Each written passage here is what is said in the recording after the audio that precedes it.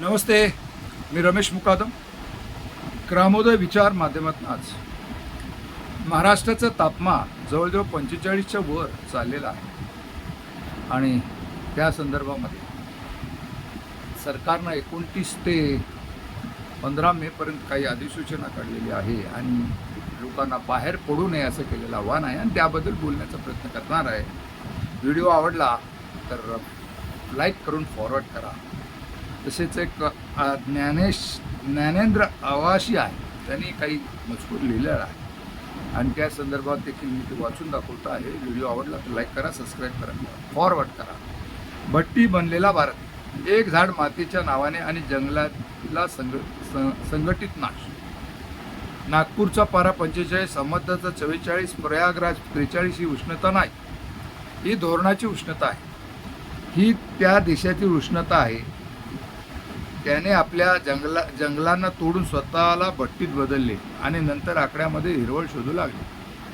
आम्हाला सांगितले गेले भारत हा हिरवा होत आहे, पण सत्य आहे की भारत हिरवा होत नाही, तर तो रिकामा आणि कुकला होत आहे.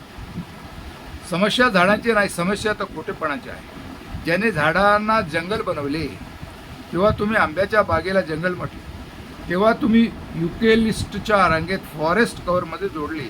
त्या दिवशी तुम्ही खऱ्या जंगलाला मृत्यूच्या पदरात टाकला आणि मग खरा खेळ सुरू राहा. इसी ऑफ डुईंग बिझनेसच्या नावाखाली बिझनेसच्या नावाखाली कायदे बदलले गेले. जे नियम जंगले वाचवण्याचे काम करत होते त्यांना अडथळा म्हटले गेले. ज्या प्रक्रिया स्थानिक लोकांना बोलण्याचा अधिकार देत होत्या त्यांना विलंब म्हटले गेले. परिणाम स्पष्ट होता. क्लिअरन्स वेगवान झाली, प्रश्न कमी झाले आणि जंगले गायब होऊ लागले. E1A 202 ने या खेळात उघडे पाडले. आता तुम्ही आधी जंगल तोडू शकता, नंतर परवानगी येऊ शकता. म्हणजे गुन्हा आता प्रक्रियेचा भाग झालेला आहे. फॉरेस्ट कन्झर्वेशन अमेंडमेंट ॲक्ट 2023 ने अंतिम घाव घातलेला आहे.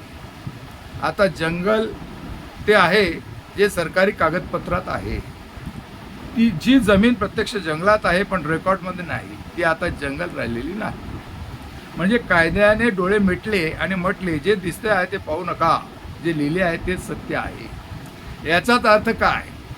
याचा अर्थ असा आहे की लाखो हेक्टर जमीन जी आता पण जंगल होती, आता फक्त एक एसेट आहे, खाणकामासाठी, रस्त्यासाठी, प्रकल्पासाठी. आणि ही कोणती सैद्धांतिक गोष्ट नाही. छत्तीसगडचे हसदेव अरण्य हा जिवंत उदाहरण आहे, जिथे घनदाट जंगले, हत्तींचा मार्ग आणि आदिवासी जीवन सर्व काही कोळशाच्या खाणीत दाबले गेले. अरावली हे दुसरे रूप आहे. दिल्लीची नैसर्गिक ढाल जी उष्णता रोखत होती, तिला खाणकाम आणि बांधकामे तोडली. आज तीच दिल्ली धूळ आणि उष्णतेचे घुसमटत आहे.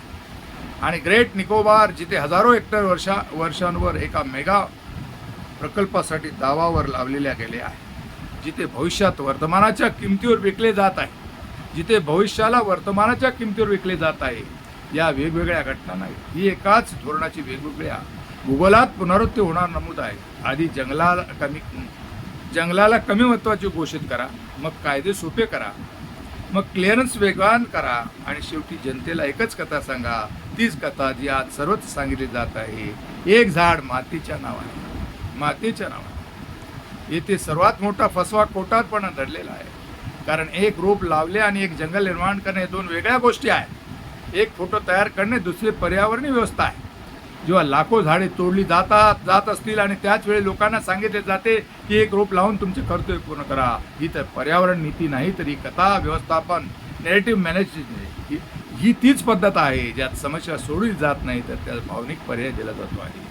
आणि जोपर्यंत लोक या पर्यावरण गुंतलेल्या राहतात, तोपर्यंत खरे काम चालू आहे.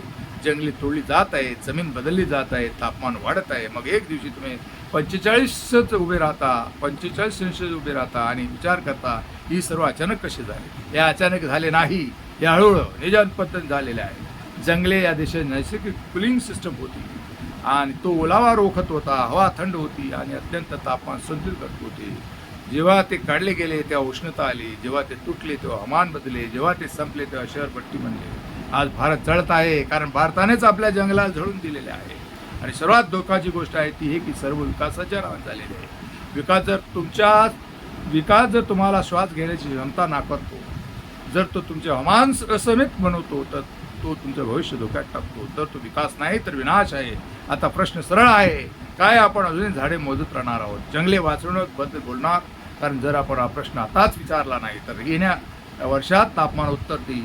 डोके बंद करून मस्त राहा अंधभक्तांनो. आणि अंधभक्तांनो, तो राहत इंदोरी याचा प्रसिद्ध शेर विसरू नका. लगेगी आग तो आएगी घर, कई जत में, यह सिर्फ हमारा मकान थोडी आहे. बाकी तुम्ही समजदार आहात. आणि या संदर्भात आता आपण विचार करणं गरजेचं आहे. आणि जर पर्यावरणाचे कायदे केंद्र सरकारने शिथिल केले तर काय होऊ शकतं?